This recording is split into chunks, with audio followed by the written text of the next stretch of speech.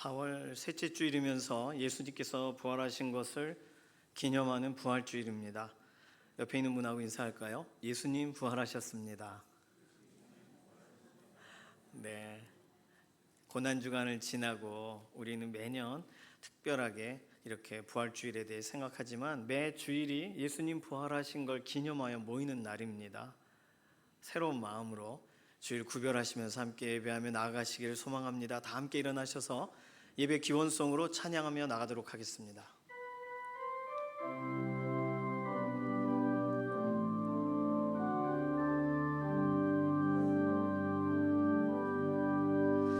나 주님을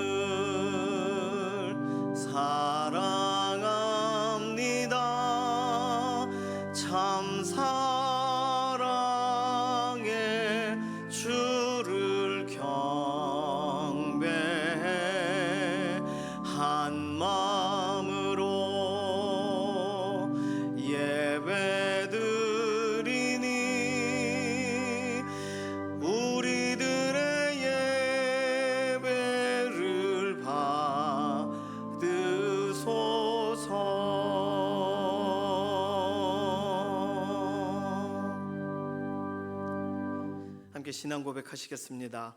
전능하사 천지를 만드신 하나님 아버지를 내가 믿사오며 그 외아들 우리 주 예수 그리스도를 믿사오니 이는 성령으로 잉태하사 동정녀 마리아에게 나시고 본디오 빌라도에게 고난을 받으사 십자가에 못 박혀 죽으시고 장사한 지 사흘 만에 죽은 자 가운데서 다시 살아나시며 하늘에 오르사 전능하신 하나님 우편에 앉아 계시다가 저리로서 산자와 죽은 자를 심판하러 오시리라. 성령을 믿사오며 거룩한 교회와 성도가 서로 교통하는 것과 죄를 사하여 주시는 것과 몸이 다시 사는 것과 영원히 사는 것을 믿사옵나이다. 아멘.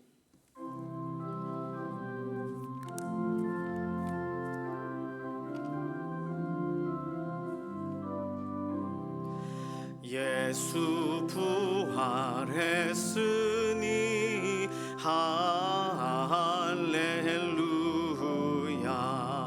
만민 찬송하여라.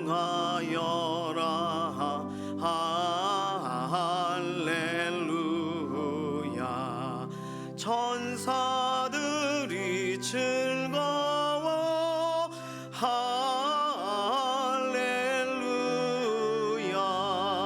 기쁜 찬송 부르네.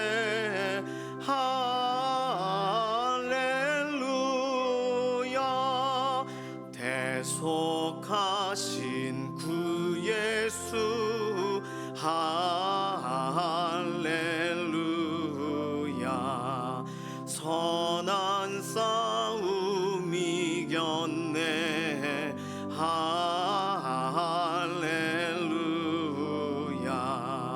사망 권세 이기고 할렐루야.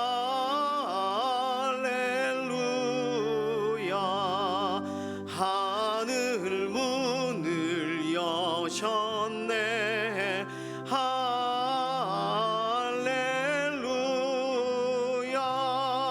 마귀 권세 이긴 주 할렐루야.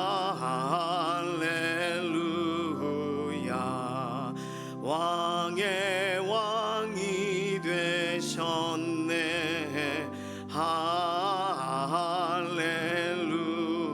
할렐루야. 높은 이름 세상에 할렐루야.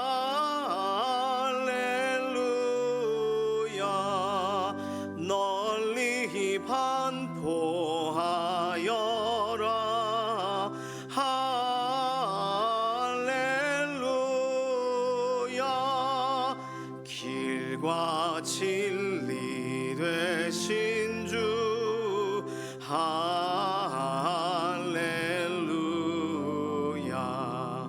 우리 부활하겠네.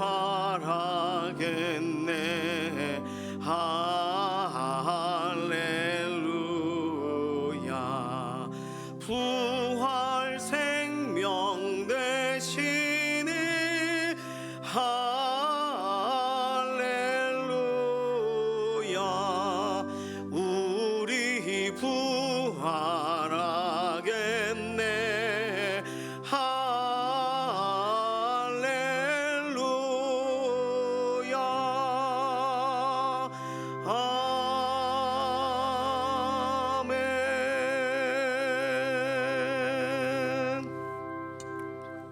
자리에 앉으셔서 교독하시겠습니다. 교독문 134번 부활절 2번입니다.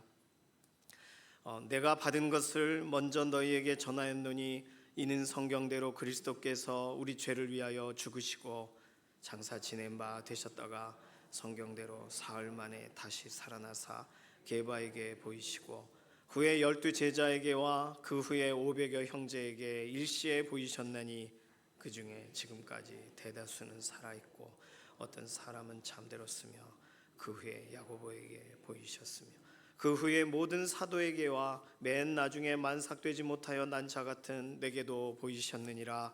그리스도께서 만일 다시 살아나지 못하셨으면 우리가 전파하는 것도 헛것이요 또 너희 믿음도 헛것이며 만일 그리스도 안에서 우리가 바라는 것이 다만 이 세상의 삶뿐이면 모든 사람 가운데 우리가 더욱 불쌍한 자이리라. 그러나 이제 그리스도께서 죽은 자 가운데서 다시 살아나사 잠자는 자들의 첫 열매가 되셨도다. 아멘.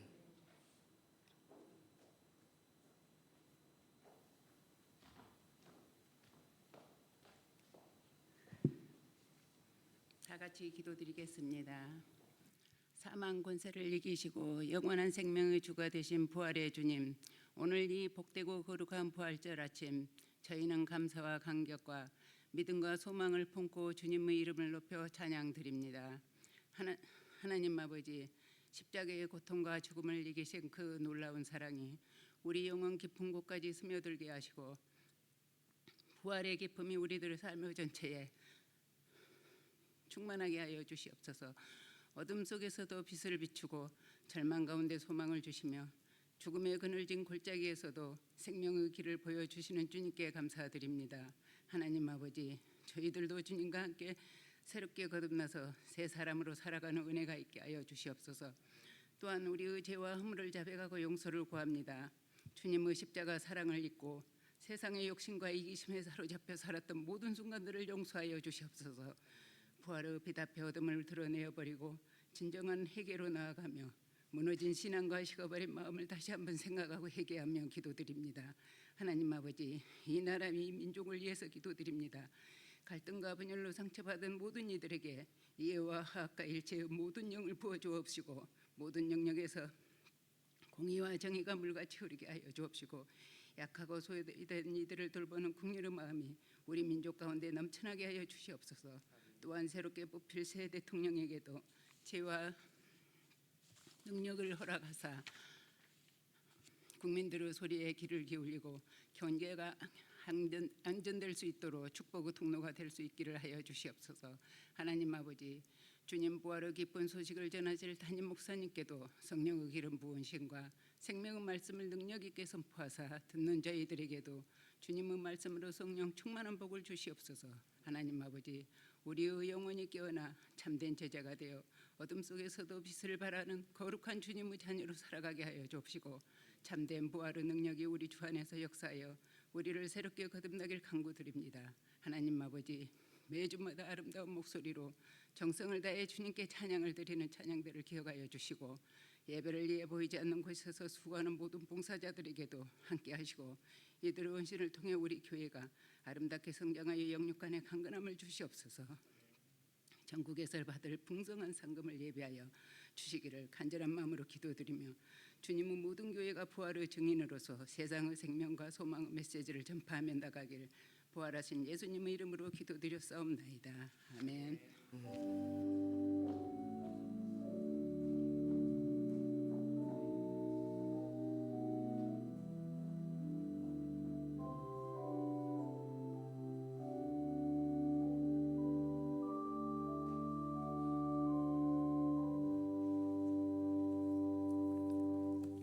다 함께 찬송가 162장 찬송하시겠습니다.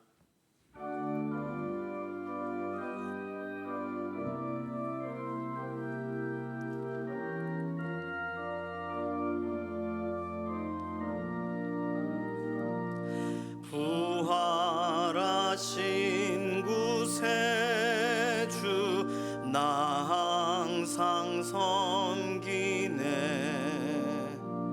온 세상 조롱에도 주 전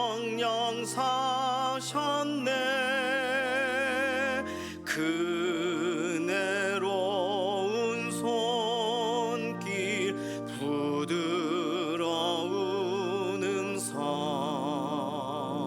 주 예수 나와 함께 늘 계시네 예수 늘 살아계셔서 주 동행하여 주시며 늘 말씀하시네 예수 내 구세주 예수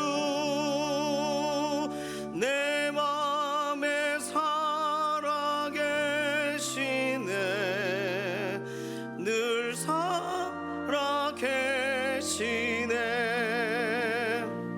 온 세상 살펴보니 주 사랑 알겠네 내 맘이 아플 때도 주 사랑 알겠네 이 세상 풍파이길 힘 주시는 주님 주 다시 영광 중에 곧 오시리 예수 늘 살아계셔서 주 동행하여 주시며 늘 말씀하시네 예수 내 구세주 예수 내 맘에 살아계시네 늘 살아계시네 주 믿는 성도들아 다 기쁜 노래로 주 예수 우리와 함께 다 찬양 드리세 이 세상 소망이요 참 친구 되시는 주 예수 영원토록 찬양하세 예수 늘 살아계셔서 주 동행하여 주시며 늘 말씀하시네 예수 내 구세주 예수 내 맘에 살아계시네 늘 살아계시네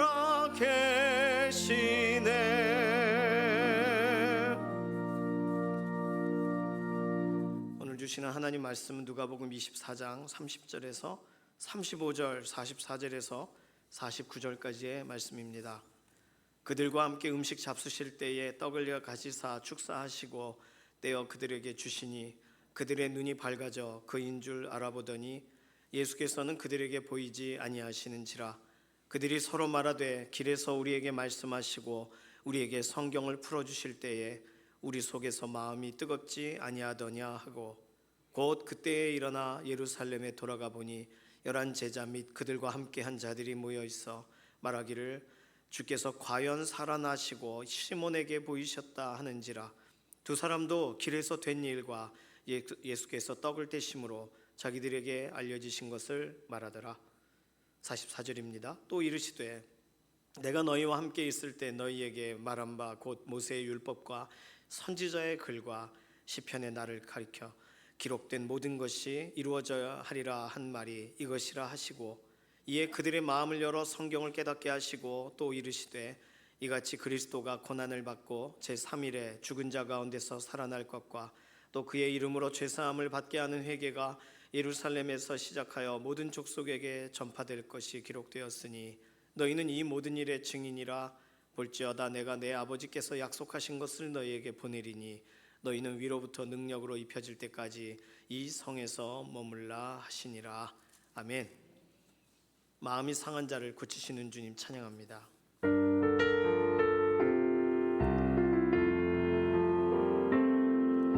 마음이 상한 자를 고치시는 주님, 하늘의 아버지 날 주관하소서. 주의 길로 인도하사 자유케 하소서. 새 일을 행하사 부흥케 하소서. 의의 주이고 목이 마르니 성령 이름 부소서. 의의 주이고 목이 마르니 내 잔을 채워 주소서. 의의 주이고 목이 마르니 성령의 기름 부소서.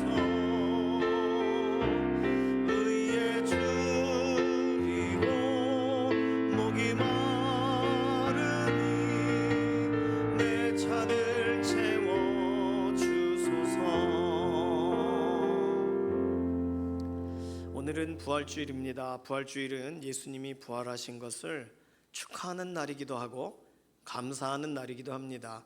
예수님이 부활하신 것을 축하하는 사람들은 예수님 부활하셨다라는 이야기를 아는 사람들이에요. 믿지는 않지만. 그러나 예수님이 부활하신 것을 감사하는 사람들은 예수님이 날 위해 죽으시고 부활하셨다는 사실을 믿는 사람들입니다.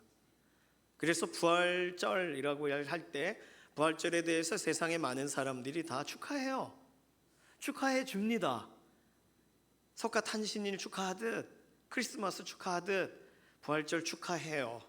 그러나 믿음의 문제는 전혀 다른 이야기죠.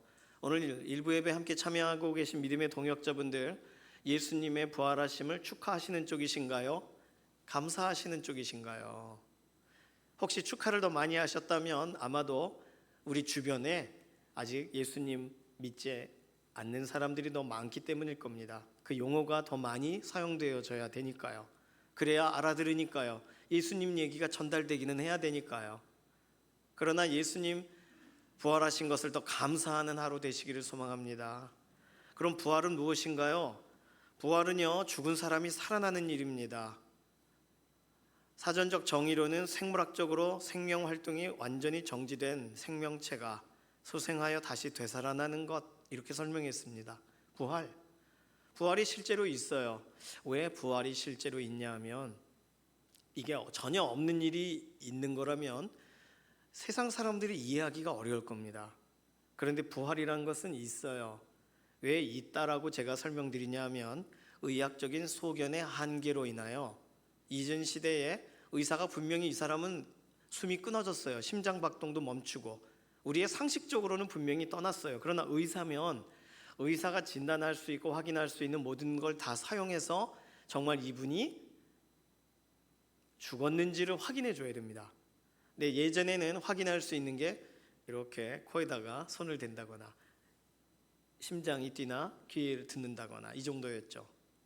그러니 어떤 분은 이렇게 급체를 해가지고 숨이 이렇게 된 것인데 그것을 그렇게 보지 않은 경우도 있고, 1시간 후에 깨어나기도 하고 하루 만에 다시금 정신을 차리기도 하는 경우도 있었는데, 이런 면에서 의학적 소견의 한계로 인하여 죽었다고 확인하지 말아야 될 사람을 확인해 주면서 부활이라는 것에 대한 공식적인 단어적인 정의가 가능해졌습니다. 그러니까 세상 사람들도 부활에 대해 알아요. 물론 나사로가 살아나는 것 같은 그런 부활은 완전히 다른 거죠. 그래서 의학적으로 나자루스 증후군이라고 있습니다. 이건 현대 의학에서 이 사람은 죽었다라고 완전히 판명이 났는데 사망 선고 이후에 기적적으로 회생하는 걸 나자루스 증후군, 나사로 증후군이라고 말하는 거예요. 성경에 나사로라는 사람이 완전히 죽었는데 냄새가 나고 썩었는데 살아서 나왔거든요. 그러니 도저히 다른 방법으로는 이걸 설명할 길이 없으니까 의학적인 수준이 높아진 이 시대에 갑자기 다시금 회생하는 사람을 확인할 수 있는 어떤 다른 근거가 없으니까 나자루스 증후군이라고 하면서 부활을 돌려서 설명합니다. 그런데 사실상 이런 면에서가 이슬람 같은 경우는 장례를 하루 한대요. 그러니까 하루 동안 하고 바로 그냥 매장을 하는 거죠. 그래서 3일장이란 것의 의미가 사실은 혹시 깨어날지도 몰라서 진행된 일이라고 해요. 또 우리나라에 있었던 3년상이라는 것도 사실은 언제 깨어날지 모르니까 하는 것 중에 하나였다고 합니다. 되게 특이하죠? 단순히 먼저 앞서가신 분을 애도하는 것을 넘어서서 사실상 아니야, 이렇게 돌아가실 리가 없어 하는 것에 대해 실제적으로 몇몇 들려오는 이야기나 증거적인 그런 살아나신 분에 대한 그런 이야기들이 발생할 경우에 이거를 너무 빨리 매장을 하면 안 되기 때문에 3일장 또 3년상, 너무 소망을 가진 거죠. 3년상은. 그러나 이 정도까지 다시 얼굴을 봤으면 하는 소망을 사람들이 갖고 있는 겁니다. 자, 첫 번째로 볼 수 있는 부활의 문제는 의학적 소견의 한계로 인해 부활이라고 설명하는 경우가 있다. 두 번째는 확실히 죽었는데 초자연적으로 부활하는 거. 물론 나사로도 그렇게 된 경우지만 이런 경우를 우리는 부활이라고 믿는 겁니다. 기독교에서 말하는 부활은 앞서서 설명드린 의학적 소견의 한계로 인하여 일어나는 것을 말하지 않아요. 잘못 판단하여서 죽었다고 생각하는 그런 게 아니에요. 진짜 완전히 떠났는데 영혼이 몸에서 나갔더라도 다시 돌아오는 마지막 기회가 3일이라고 일반적으로 전승적으로 알고 있습니다. 그러니까 예수님은요, 확실히 그 날짜가 지나셔요. 금요일 날 죽으셨고 토요일을 지나 주일, 그러니까 3일이 꽉 찬 다음에 부활하세요. 정확하게 말하면 우리에게는 성경의 안식 후 첫날 새벽에 이렇게 설명하지만 사실상 그 시간적으로 조금씩 따져보면 3일이 채워진 그 다음 날을 말하는 거예요. 그러니까 다시금 영혼이 돌아갈 수 없는 시간, 영혼이 그 몸을 찾을 수 없는 시간, 근데 살아나신 거죠. 그러니 이걸 기적이라고 말하는 거고 부활이라고 성경에서 설명하는 부활의 기준이 달라진 겁니다. 자연 법칙을 넘어서는 거예요. 일반적으로 일어나지 않는 일이 일어난 거예요. 초자연적인 일이 일어난 거예요. 물론 믿음의 영역에서는 창조하신 하나님이 사람 살리시는 거 어려운 일 아니십니다. 그런데 그건 우리의 소망이죠. 살아났으면 좋겠는 건 우리 소망이죠. 내 관계된 나의 사랑하는 사람이 떠났으니까 하나님이 내 고민을 그렇게 초자연적으로 바꿔주시는 것에 하나님께서 그렇게 하셔야 되는 어떤 얻으시는 어떤 무엇인가가 있으신가? 없으신데도 불구하고 부활을 그냥 기도한다고 해서 계속 그 모든 걸 뜻을 그냥 이해하고 받아주시고 부활하게 하신다면 죽는다는 게 무슨 의미가 있는 거예요? 기도하면 살아날 텐데. 그러니 하나님은 일반적으로 정하신 질서를 어기시면서까지 행하지 않으신다는 거죠. 특별한 경우를 제외하고는.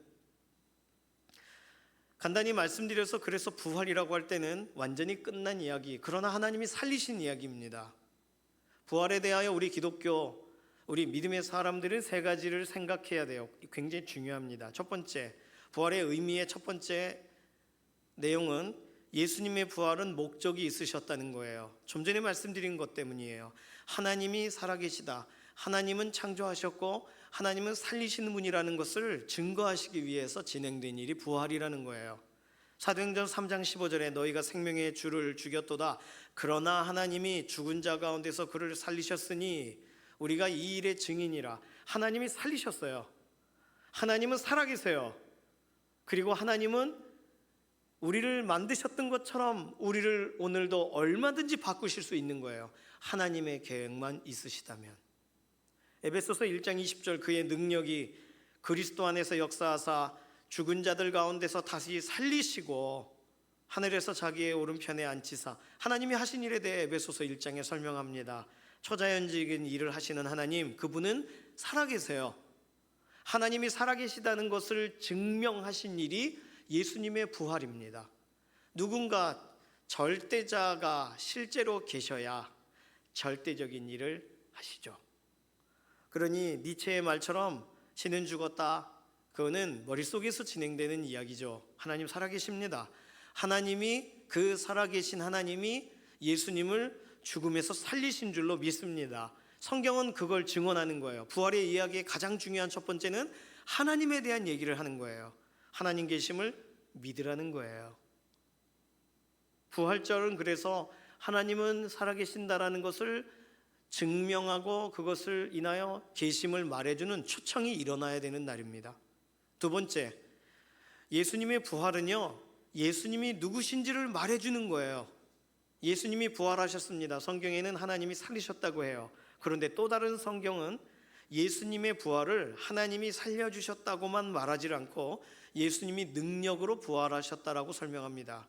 로마서 1장 4절에 성결의 영으로는 죽은 자들 가운데서 부활하사 능력으로 하나님의 아들로 선포되었으니 곧 우리 주 예수 그리스도시라. 능력으로 입증하신 거예요. 그분이 죽으실 수 없는, 죄의 권세가 가둘 수 없는 분이라는 것을 증명하신 거예요. 예수님이 능력으로 살아나셨다. 이것이 부활에 관련된 두 번째 우리가 기억해야 될 내용입니다. 예수님은 하나님의 아들이시니까요. 자, 그럼 여기서 사람들은 말할 수 있습니다. 예수님이 하나님의 아들, 그럼 하나님이시라고요? 그러면 죽을 수가 없는 거잖아요. 죽을 수 없었네. 죽을 수 없는 분이 죽은 척한 거 아니에요? 이게 세상에서 합리적으로 그래도 이걸 추론하고 나온 이야기입니다. 그래서 성경은 100% 예수님이 인간으로 오신다고 설명해요. 사람을 통하여 오세요. 아니, 그 정도가 아니에요. 태아로 시작하세요. 잉태하세요. 갑자기 산에서 큰 돌이 쫙 갈라지더니 아기가 나온 게 아니에요. 알이 갈라지더니 아기가 나온 게 아니에요. 그런 방식이 아니에요. 초자연적인 출생, 그런 것이 아니라 누군가는 배가 아프고 누군가는 그 아이 때문에 고생하고, 그렇게 출산을 통하여 예수님은 인간의 몸을 실제적으로 통과하셔서 인간으로 태어나십니다. 그렇기 때문에 예수님이 죽으셨다는 건 너무나도 확실한 거예요. 인간이시니까요. 그런데 하나님이 살리세요. 그런데 예수님은 하나님의 아들이시잖아요. 다시 말해서 그분은 근본 하나님의 본체, 하나님이시지만 하나님과 동등됨을 취할 것으로 여기지 아니하시고 오히려 그분 자신을 비우셔서 낮추시고 겸손하게 사람으로의 그 역할을 마지막까지 이수하십니다. 그러니까 예수님은 분명히 사람으로 죽으셨어요. 우리 죄를 짊어지고. 그래서 우리는 죄로부터 사실상 예수님 때문에 우리는 자유케 되는 겁니다. 그리고 하나님은 살리세요. 그러나 성경은 그렇게 간단하게 끝내질 않고 예수님이 능력으로 부활하셨다라고 예수님의 능력까지를 설명하고 있다는 거예요. 그럼 우리는 이 부분도 받아들여야 됩니다. 능력으로 그분이 누구신지를 입증하셨다.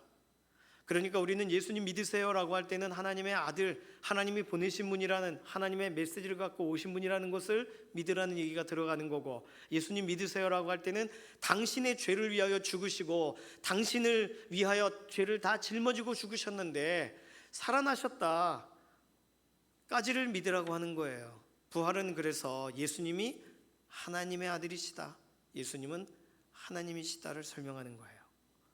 이 부분은 믿음이 필요합니다. 이 부분은 이해가 필요한 게 아니라. 세 번째, 누군가 이렇게 말할 수도 있습니다. 하나님이 계시다는 거, 하나님이 등단하셨다는 거, 이 인간의 역사 가운데 이해합니다. 예수님이 능력으로 입증하셨다는 거 이해합니다. 근데 그건 하나님의 일, 예수님의 일인데 그걸 우리가 왜 믿어야 되나요? 라고 할 때 부활에 대해서 가장 중요한 이야기는 그 부활이 우리와 상관이 있기 때문입니다. 좀 전에 말씀드린 첫 번째로 우리는 죄로 인하여 죽을 수밖에 없어요. 그런데 우리 주 예수님이 우리 대신 우리의 죄를 짊어지시고 죽으십니다. 그래서 우리의 죄를 담당하셨다고 성경이 설명해요. 베드로전서 2장 24절, 친히 나무에 달려 그 몸으로 우리 죄를 담당하셨으니. 그래서 우리는 우리의 죄, 예를 들면 원죄에 대한 것이든 자범죄에 대한 것이든 죄 자체에 관하여 우리는 자유함의 길이 열린 것입니다. 그러면 이 말은요, 이제는 우리는 죄를 짓지 않게 된다는 뜻이 아니에요. 왜냐하면 육신을 입고 있는 동안에는 죄의 영향을 계속 받거든요.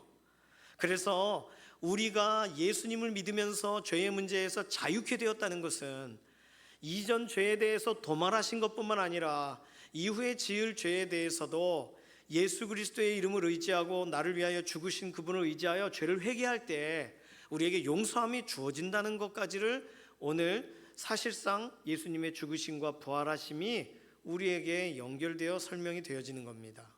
예수님이 살아나셨기 때문에, 그 말은 내 죄를 도말하셨기 때문에, 그리고 예수님께서 실제로 권세를 가지고 계시잖아요. 그러니 오늘 우리는 회개하고 예수 그리스도 앞에서 다시금 용서를 구하고 용서를 받고, 용서를 누가 해줄 수 있습니까? 죄사함의 권세가 있는 분이 해주시는 거죠. 두 번째는, 지금까지는 우리의 인생이 뭐였어요? 그러면 죄 짓느라 사는 거였잖아요. 죄 짓느라 걸어가는 거였잖아요. 지금까지는 죄 짓느라 살아갔는데 예수님이 나를 위해 죽으시고 부활하시면서 나의 주인이 되십니다. 그러면 그 말은 뭐냐 하면 죄 짓느라 살지 않아야 된다는 거예요. 이제는 목적이 달라지게 하셨다는 거예요. 죄가 아니라 예수님을 위하여 살아야 된다는 거예요. 고린도후서 5장 15절에는 그가 모든 사람을 대신하여 죽으심은 살아있는 자들로 하여금 다시는 그들 자신을 위하여 살지 않고 오직 그들을 대신하여 죽었다가 다시 살아나신 이를 위하여 살게 하려 함이라. 우리 목적이 달라졌다는 거예요. 그러면 예수님 부활하신 것을 축하하고 또는 감사하는 것을 넘어서야 되는 것입니다.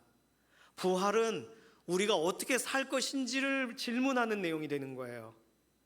그러니 예수님께서 우리 인생의 죄의 문제를 해결하신 것뿐만 아니라 우리의 주인이 되셔서 예수님을 위하여 살아가야 된다라는 기준을 바꾸신 날이 부활하신 날이에요.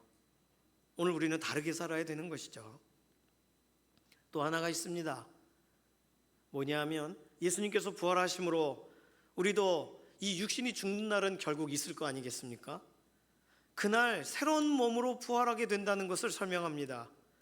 요한복음 11장 25절에 나는 부활이요 생명이니 나를 믿는 자는 죽어도 살겠고 무릇 살아서 나를 믿는 자는 영원히 죽지 아니하리니.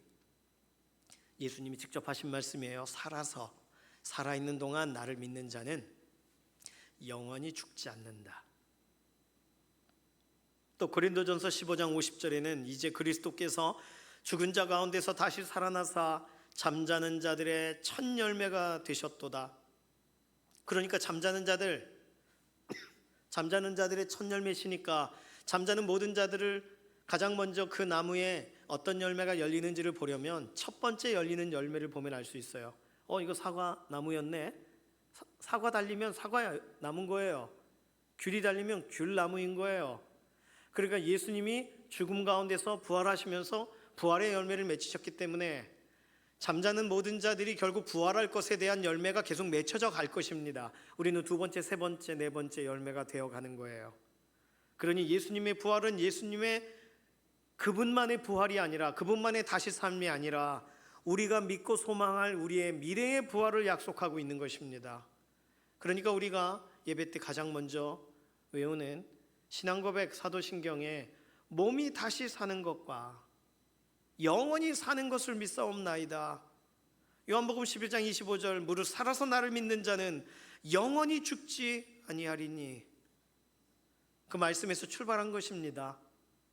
사랑하는 믿음의 동역자분들, 부활을 축하만 하지 마시고 부활을 감사하시는 것을 넘어 부활을 기대하는 삶을 살아가시길 바랍니다. 이것이 우리 믿는 사람이 걸어가야 될 길이에요. 혹시 우리 가족 중에 예수님을 아직 믿지 않는 분이 계시다면 예수님이 왜 죽으셨는지, 부활은 어떤 의미인지를 오늘 제가 설명드린 것을 한번 말씀해 보세요. 그리고 같은 믿음 갖기를 원한다고 권면해 보십시오. 부활절은 같은 부활에 대한 초청의 날이기도 합니다. 오늘 그렇게 우리의 가정, 우리의 식구들 안에 부활에 대한 한 번쯤은 들어봤던 이야기가 이제는 그들의 마음에 담겨져 궁금해지게 되는 날이 되시기를 소망합니다. 원래 오늘 엠마오로 가는 제자들의 마지막 본문을 다루어야 되는 날인데 원로 목사님 지난 수요일날 부활 설교 안 하셨거든요. 그래서 할 수 없이 제가 부활에 관련 설교를 했습니다. 자, 엠마오로 가던 그들은요, 누군가를 길에서 만납니다. 그리고 지금까지 있었던 예루살렘에 일어난 참 답답한 일, 예수님이 죽으신 이야기, 선지자인데 왜 죽으셨을까? 그런데 어떤 여인들은 예수님이 부활하셨다는데 도저히 이해할 수 없는 이런 이야기를 막 길에서 서로 옥신각신합니다. 어떤 나그네가 질문을 해요. 무슨 얘기요? 아니, 예루살렘에서 지금 일어난 일을 모르시오? 하고 얘기를 꺼내요. 그러면서 이 나그네는 이 미련하고 이 더디 믿는 여러분들, 성경에 예고된 걸 왜 잊어버렸어요? 하며 구약을 설명해 줍니다. 엠마오로 길을 가던 두 사람은 놀라요. 그러면서 그 특강 강사님의 말을 더 듣고 싶습니다.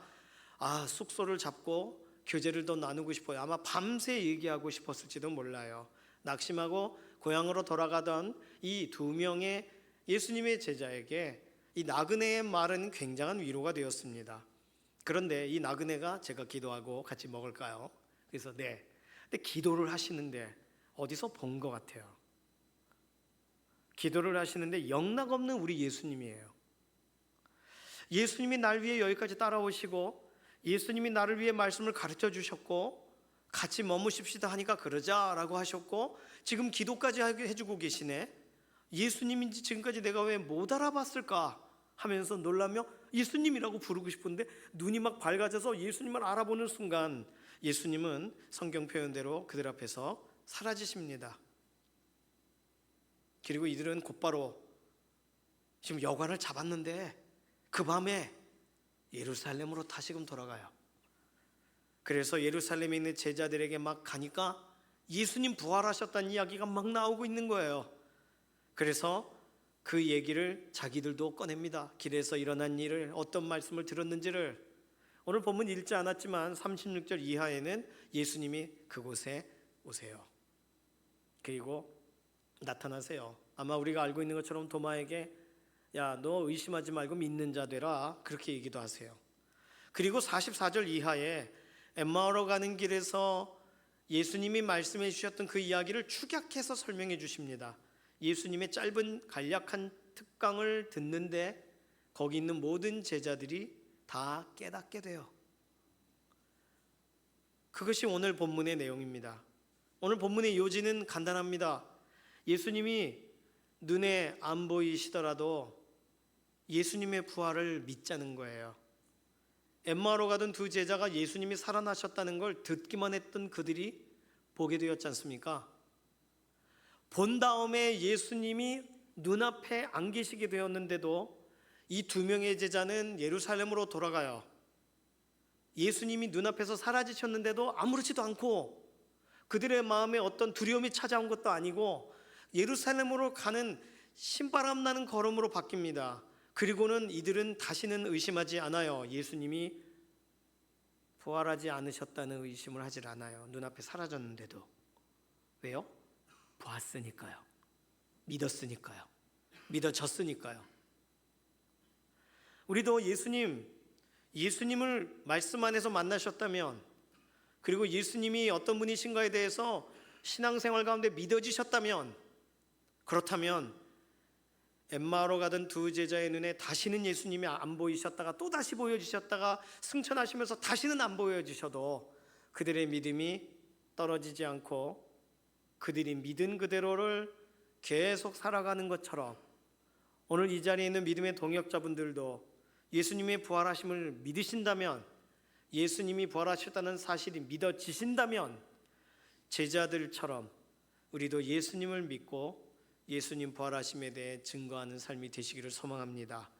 예수님이 부활하셨다는 사실을 전하다가 보면 누가복음 24장 오늘 본문처럼, 오늘 본문에 우리가 읽지 않았던 37절 이하의 본문처럼 예수님이 우리를 찾아오시는 일을 경험하시게 될 겁니다. 왜냐하면 예수님은 다시 오신다고 하셨거든요. 계시록 22장 20절, 이것들을 증언하시니가 이르시되 내가 진실로 속히 오리라. 예수님 재림하세요. 그러니까 누가복음 24장은 오늘 우리 인생에 가장 맞는 본문이 무엇입니까? 라고 하면 이 본문을 가지고 봐야 되는 거예요.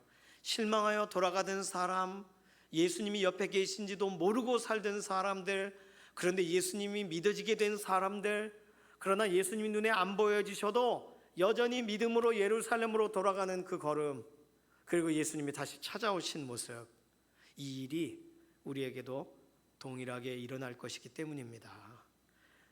그날과 그 시는 언제인지 몰라요. 예수님 언제 오실지 우리는 몰라요. 그건 하나님 아버지의 소관에 들어가 있어요. 그러니 오늘 우리는 예수님 살아계심을 믿고 예수님 찾아오실 것을 믿고 그렇게 오늘 부활주일 믿음으로 나아가시기를 소망합니다. 이 시간 기도하겠습니다. 이 시간 기도할 때는 예수님, 나를 위해 죽으시고 부활하여 주셔서 감사합니다. 이 사실을 믿습니다. 그리고 믿어졌으니 내가 내 눈에 예수님이 안 보여도 예수님 떠나지 않으셨다는 사실을 인정하고 예수님 부활하심을 전하겠습니다. 전하다 보면 누가복음 24장에 제자들에게 부활하신 모습으로 나타나신 것처럼 우리 인생에도 그렇게 예수님 오실 줄로 믿습니다. 우리가 부활을 증거하다 보면 예수님이 살아 우리 가운데에 오시는 날을 눈으로 보게 될 줄로 믿습니다. 재림의 날을 기다리면서 우리의 믿음의 걸음 걸어가기를 원합니다. 부활의 신앙으로 살기를 원합니다. 부활을 증거하는 믿음의 삶이 되기를 원합니다. 우리 이런 기도 제목으로 우리 잠시 통성으로 기도합니다. 살아계신 하나님 감사합니다. 오늘 우리 주 예수님을 살리시고 그리고 예수님 능력으로 부활하시고 우리도 동일하게 우리의 죄로부터 우리의 연약함으로부터 오히려 실제적으로 회복되고 일어서게 하실 그 은혜를, 그리고 우리도 죽게 되는 그날에도 우리가 새 몸을 입게 될 부활에 대한 믿음을 갖게 해주셔서 감사합니다.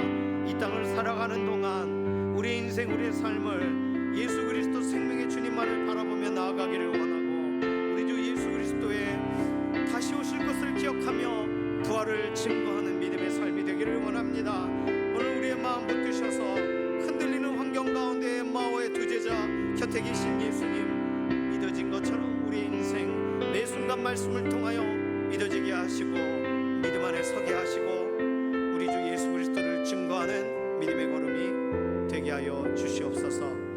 살아계신 하나님 감사합니다.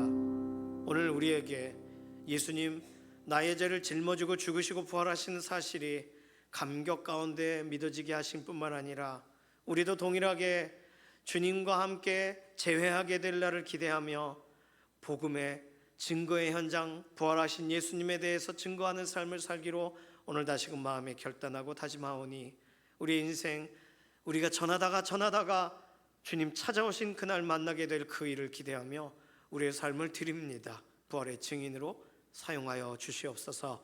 감사드리며 살아계신 예수님의 이름으로 기도드립니다. 아멘. 이 시간 예물로 하나님께 나아가도록 하겠습니다.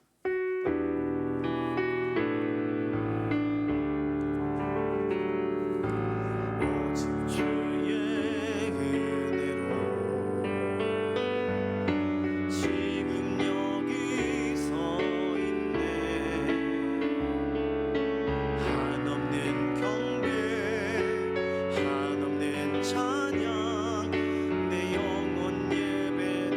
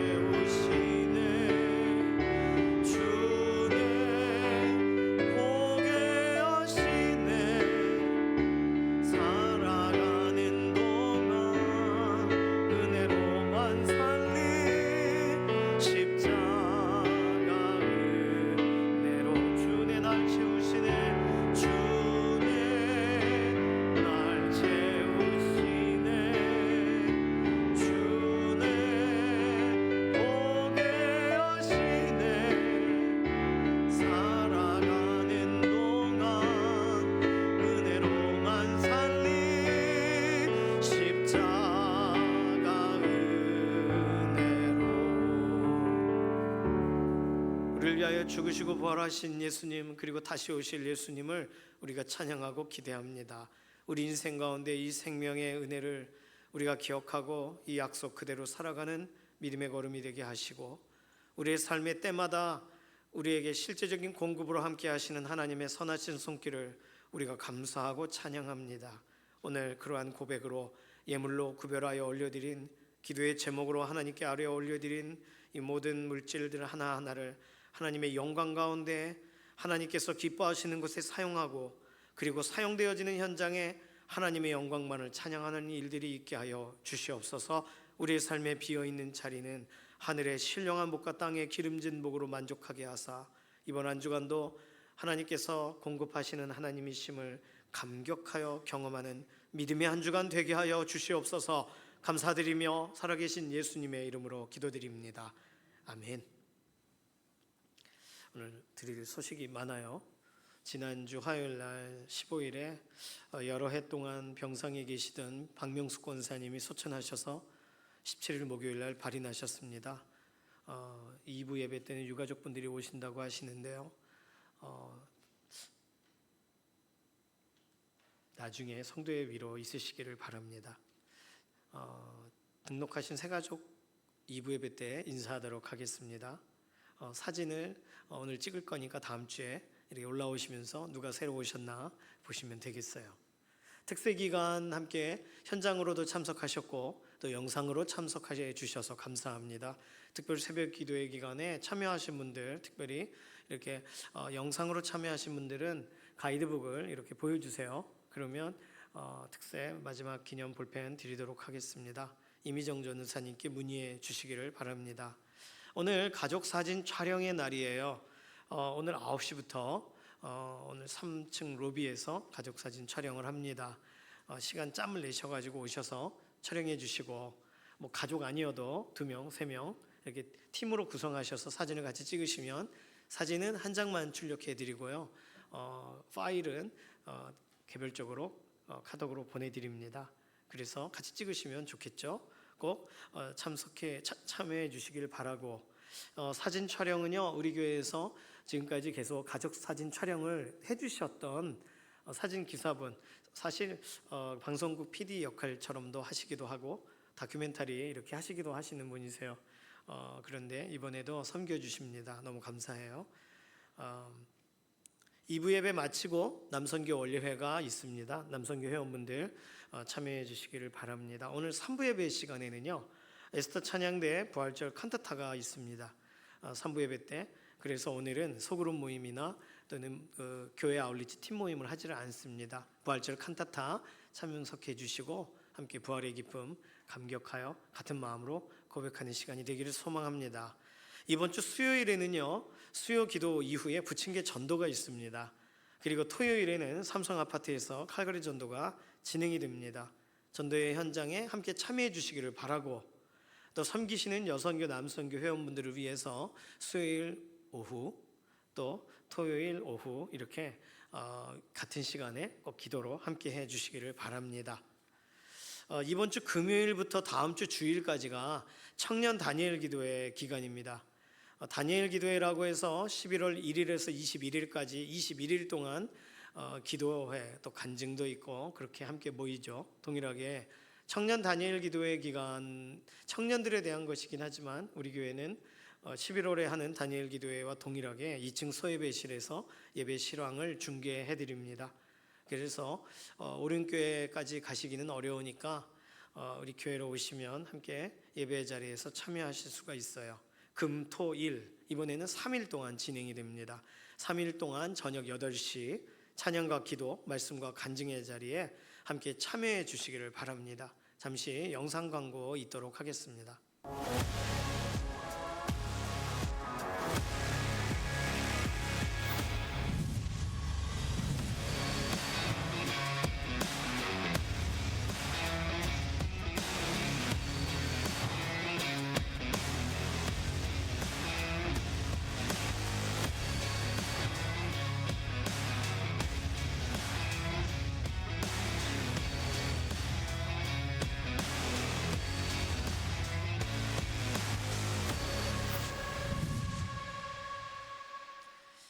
청년 다니엘 기도회는 다니엘 기도회처럼 유튜브로 다니엘 기도회 검색해서 들어가시면 같은 시간 또 개인적으로도 모바일로도 참여하실 수 있습니다.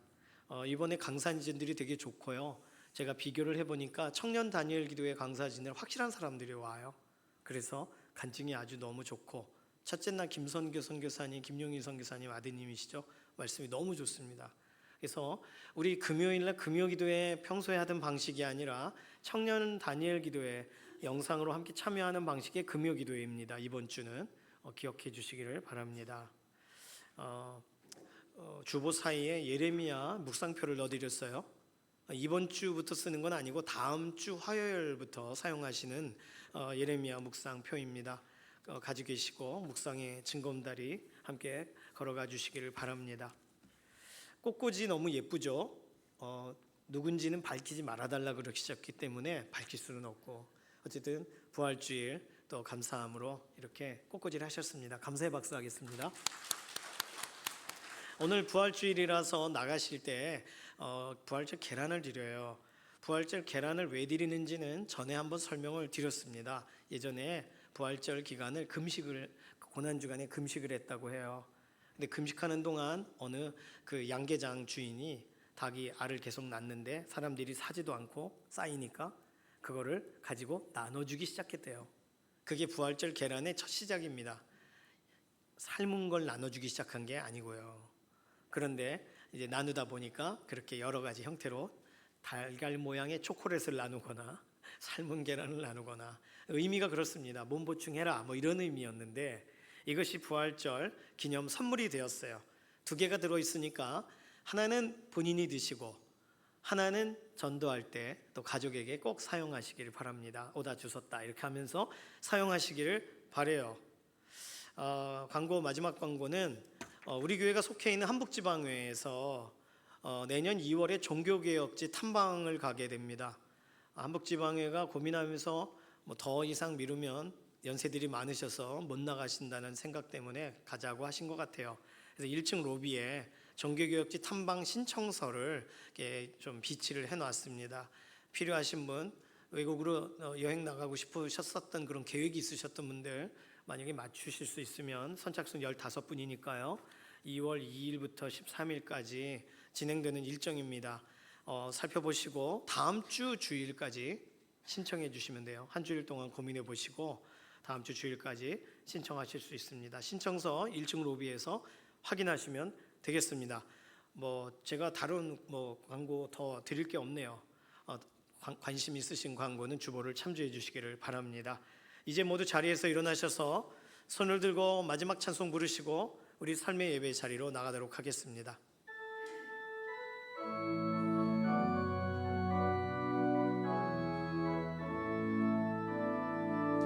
살아계신 주, 나의 참된 소망, 두려움이 사라지네. 사랑의 주, 내 갈 길 인도하니 내 모든 삶의 기쁨 늘 충만하네.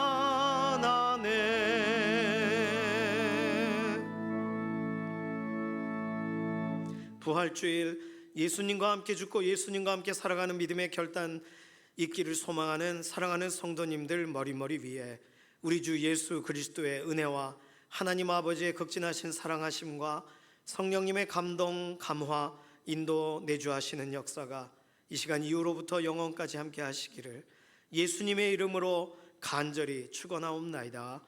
아멘.